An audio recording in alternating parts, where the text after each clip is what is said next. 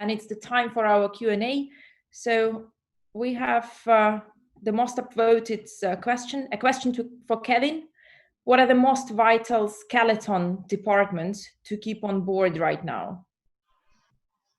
Yeah, thank you. So the situation in South Africa is that the hotels are actually currently closed for open sale, if that makes sense. So no leisure guests. So we have just been servicing sort of the essential services people and government officials. So literally, we've just kept on a manager, a chef, somebody from housekeeping, and the maintenance person. So 4 people in each property. Securing the property, because we did have a case of a break-in, because obviously with nobody in the hotel, you're very vulnerable from a security point of view. Maintenance from, we actually had a burst pipe as well, which if we hadn't have had the people in there, that hotel would have become a swimming pool. So it's somebody who can quickly fix that, obviously the manager, and then somebody, a chef, obviously, if we do need to do, which we have done, which is hamper services to the rooms. Thank you very much. Hey, Pavlina, what is the best example, in your opinion, of travel tech you have seen on the markets, which hotels have right now? Well, definitely that would be Answer My Stay, but well, that's super easy to say. I have to say it's definitely a combination. I really like the type of the super simple e-keys. The software calls FourSuits, and we cooperate with them.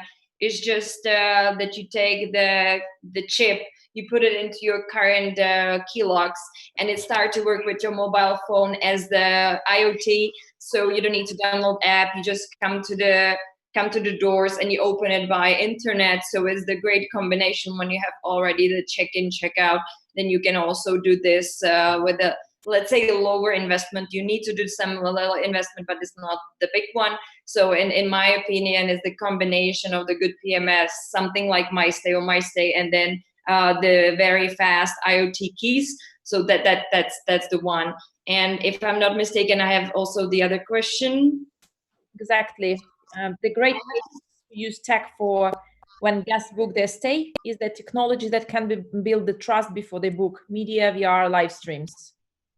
Well, I definitely think it's the global question. It's not just about one system. It's more about the media, about saying how you're keeping the policy, how you're prepared for that. If you can offer the face masks, if you have a disinfection around the reception, what type of things you do. It's all about promoting the whole new processes and letting people know in general in media that the hotels really keeps this, they're trying to do it, and it's safe. So I believe that also the world organizations like a health organization and the tourism organization, they're really trying to put out all these steps, what people should do, and they also try to promote it. So it's also about technology, but more about the whole opinion of people, and then just showing the positive examples that once people travel, it doesn't hire the COVID infection. So it's a general question. Thank you, Pavlina. Next one is for Bruce. Do you see any positive learnings COVID brought to F&B industry? From a positive learnings, it's always difficult because we're still in a pretty much negative space. But I think the positive things we can take out of this is that it's allowed our chefs to sometimes, for lack of a better word, become a bit stagnant over the years and get into a rut. It's allowed them to start thinking out the box, to come up with new ideas. It's allowed us to explore different avenues of service, different ways to serve people, different foods to be able to present, and taken modern day menus and changing them, especially when you're looking at serving food in things like disposable containers that, as I said earlier, are not the prettiest. It allows you to explore a bit more, and it allows you to realize that and for some properties and some hotel groups realize that food and beverage actually has a huge part to play in the successful operation of any property. Peter was mentioned earlier about the value adds, and we also most definitely looking at the value adds, the food and beverage credits, and being able to allow people to get the best possible experience when they're arriving at the hotel. They might not prefer in in previous time utilized the restaurants and hotels, but this has pushed us into a situation where they might not want to go out now. They're actually going to make use of the hotel facilities, which is great. That's right. And one of the questions, I'll just jump in here and ask, what do you think in terms of allowing guests to have a takeaway delivery outside of the restaurant? So what I mean is there are resort hotels that have plenty options outside, which is a competition basically for F&B outlets. Will Shoot Hotel allow this to happen, to have these deliveries outside? Or what's your maybe idea on that? What's your view on that?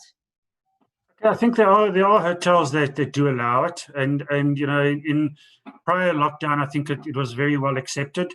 We're not really a hotel group that at the current time or before has really allowed that to an extent, because we have quite an extensive offering within the hotel. But I think that if it should become necessary where we cannot meet the needs of the guests, then we can look at that. One has to ask the question of the sanitization. There'll be a whole process put in where the food will have to be delivered, it'll have to be sprayed down, and it's a very difficult question to answer, I think, from that perspective. But would we be close to the idea?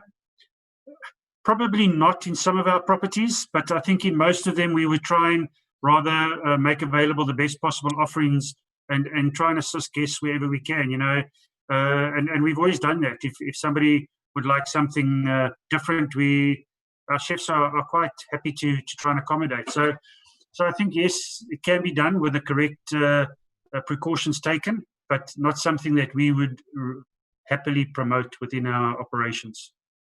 Thank you, Chris. Next one is an open one.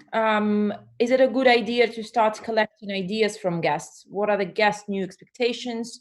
What type of environment, service culture they are looking for? Pete, I see you nodding. Do you want to take this one? I mean, listen, I think a challenging question. If anything, all I'd say here is what's certain is the bar has been raised even further for our industry. We're seeing people really expecting value and people really with the increased brand loyalty. And I think in terms of collecting ideas from guests, I think we should always do this as operators. We should always take some time to talk to them and see what they're saying. Guest expectations, I think, are going to take a while to pour out slowly, to be completely honest. I think everybody has their opinion of how we should do our jobs. That's what makes us good, because we listen to the right one. Guys, if you have anything to add, please jump and just add your comments here as well. Yeah. I might have one. I've been recently this weekend in a hotel, and I have to say that people are requesting the in-room service a lot.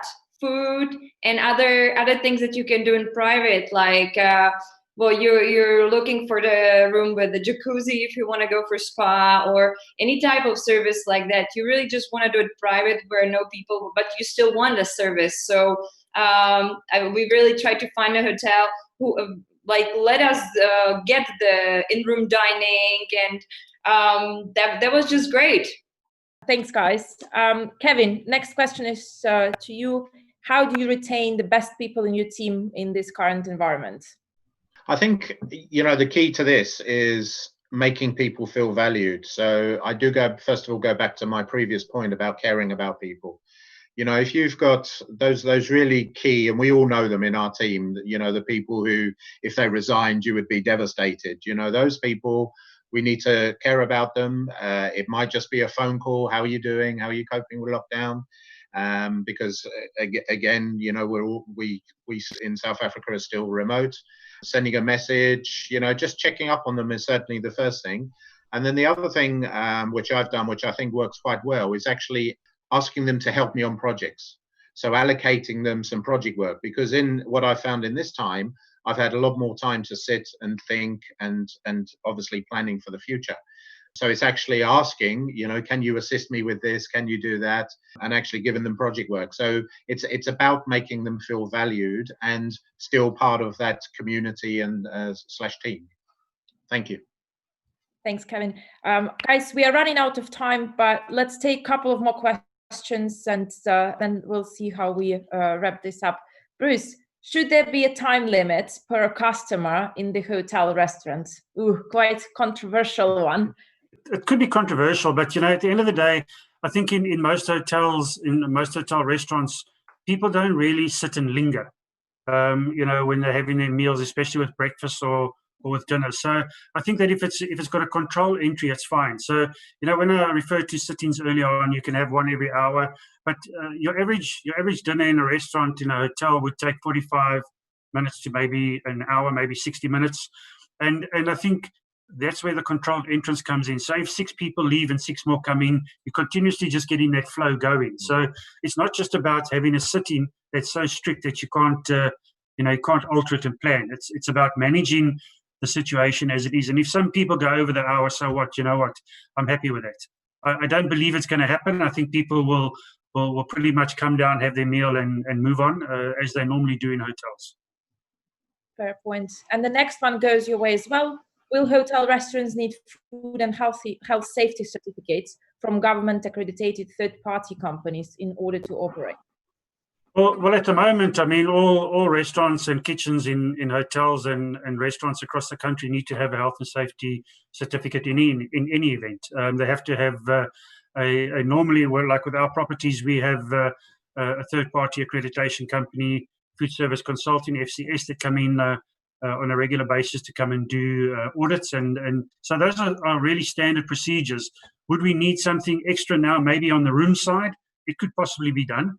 Where you have the similar sort of FCS audits done on sanitization, etc., and do those sort of tests. But currently, most hotels and restaurants already have those certifications. Okay, thank you.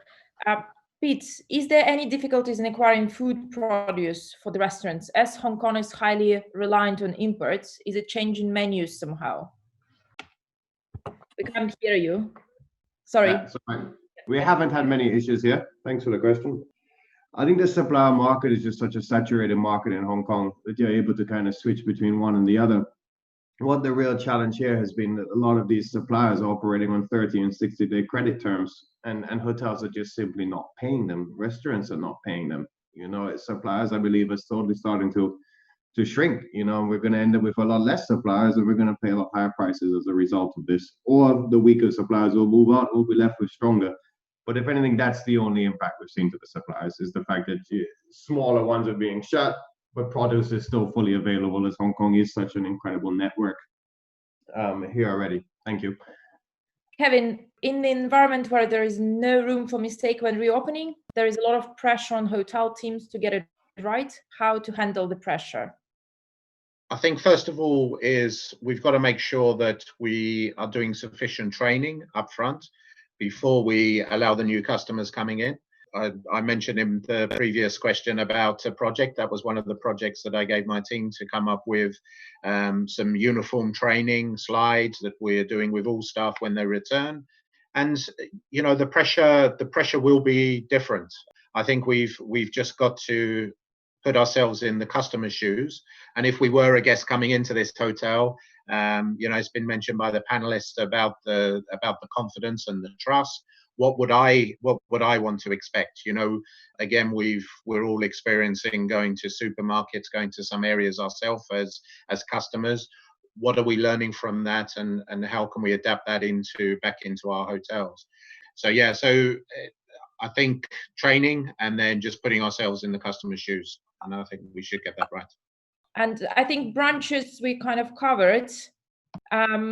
Vladimir, how is, in your understanding, can VR create confidence in hotel guests?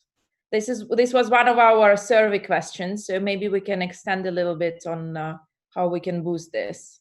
Yeah, sure. So it's obviously so at least you can find 2 reasons. So one is VR being, it's there is a reason why reality is part of the wording, right? So because once you look at something in virtual reality, it does look real, right? So and then the way you immerse into it helps you to build the trust, because definitely once you're just looking at the pictures, you cannot really connect to it. So it's a bit too far. It's a bit just different, right? So the one is just being immersed, and the second one is from the technology perspective. just pictures and simple videos are really easy to fake. And now it's really to fake on the consumer level. We all do fake pictures on Instagram every day, pretty much.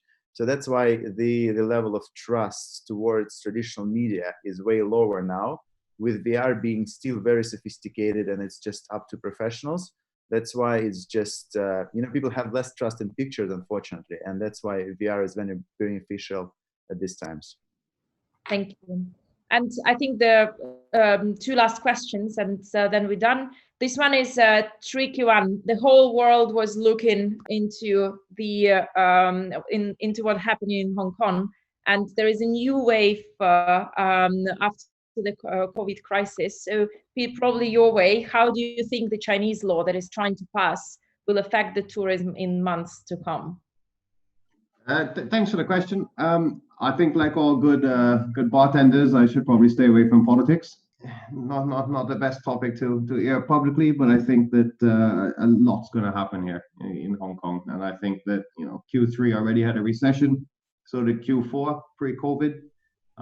Unfortunately, I think this Q3 and Q4 2020 will continue into a recession once we get through COVID, which quite frankly is quite sad, but it is what it is. And there's always 2 sides to every discussion. Cool, thank you. And the last one, your way as well. You mentioned gray area, split in bigger groups to a few tables. Both consumers will be tempted to benefit from it. Should we be concerned? Listen, I think that because it hasn't exactly been specified in legislation, they've said you can sit in maximum group of 8 people.